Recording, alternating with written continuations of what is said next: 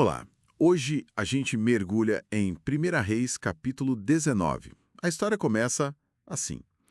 Logo depois daquele confronto no Carmelo, né, Acabe vai correndo contar para Jezabel tudo que Elias fez, inclusive, claro, a morte dos profetas dela, E a reação de Jezabel, nossa, é imediata. e furiosa.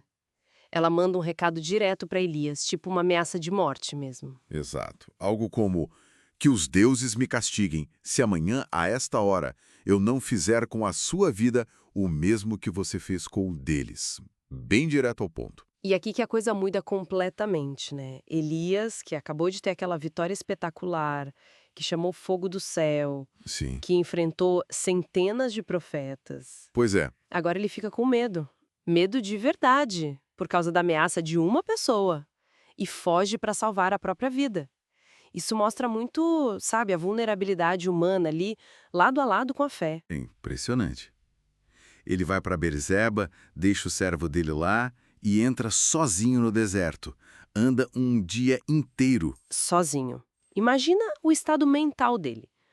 Totalmente esgotado. Ele senta debaixo de uma árvore, uma giesta, e pede para morrer. Diz: já chega, Senhor, tira a minha vida. Chegou no limite mesmo. É um retrato muito cru do desespero, do burnout, talvez, né? Mas mesmo ali, no fundo do poço, ele não está abandonado. Não mesmo. Aparece um anjo. Sim, o anjo toca nele. E o que o anjo oferece? Pão assado na pedra quente e água.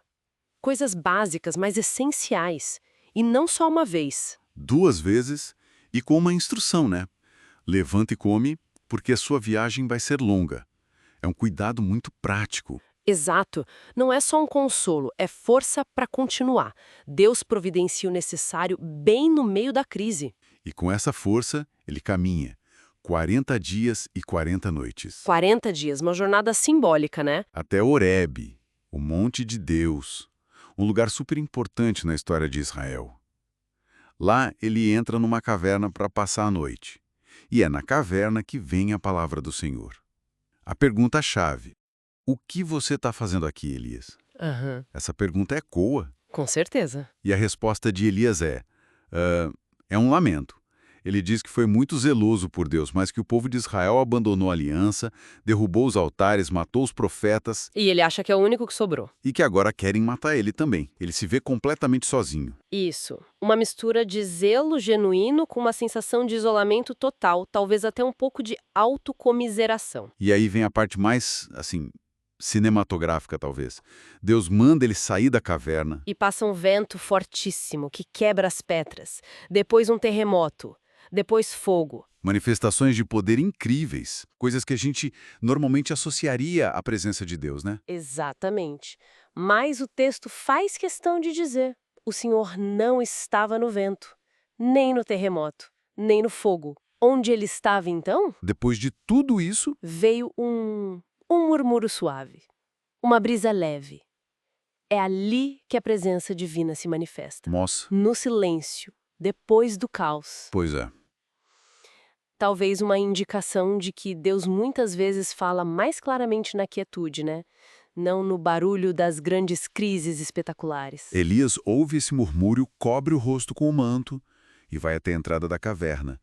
E a pergunta volta. O que você está fazendo aqui, Elias? E ele repete a mesma resposta, palavra por palavra. Parece que ele ainda está preso naquela visão de solidão. Mas a resposta de Deus agora é diferente. Sim, ao invés de focar só no desespero dele, Deus dá uma nova direção, uma missão clara, tripla. Que missão é essa? Voltar pelo caminho do deserto, ir até Damasco para ungir Hazael como rei da Síria, depois ungir Jeú como rei sobre Israel e ungir Eliseu como profeta no lugar dele como seu sucessor. É uma ordem para seguir em frente, então. Olhar para o futuro. Exatamente. E junto com a missão vem uma correção importantíssima da percepção do Elias. Deus diz, olha, reservei para mim 7.000 em Israel. 7.000.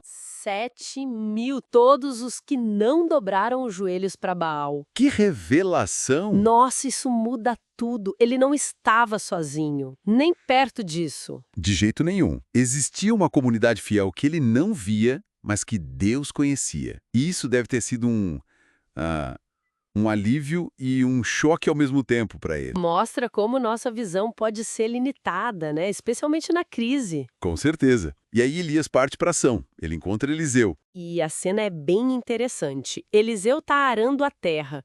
E não é pouca terra, são 12 juntas de bois. Sinal de que era alguém de posses, um trabalhador. Elias simplesmente passa por ele e joga o manto sobre os ombros de Eliseu. Só isso. Um gesto simbólico fortíssimo.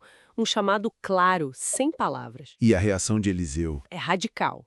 Primeiro ele pede para se despedir do pai e da mãe. Algo compreensível.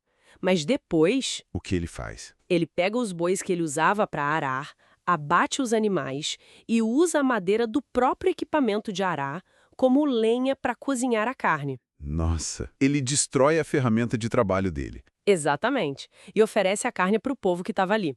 É um rompimento total com a vida antiga. Ele está queimando as pontes, literalmente, para seguir Elias sem olhar para trás. Uma entrega completa ao chamado. Uau! Que história intensa esse capítulo, hein? Tem medo, desespero profundo, mas também tem cuidado divino, provisão. Uhum. Uma manifestação de Deus super inesperada na quietude e, no final, uma renovação de propósito, a continuidade do trabalho através de um sucessor. É uma jornada completa, da quase morte à nova missão. Sem dúvida. E deixa a gente pensando, né? Em meio aos grandes eventos, aos ventos, terremotos e fogos das nossas vidas, onde a gente procura por orientação? Onde a gente espera encontrar a presença de Deus? Verdade. Será que a gente está atento para perceber essa presença, talvez, naquele murmúrio suave, naquela voz quieta?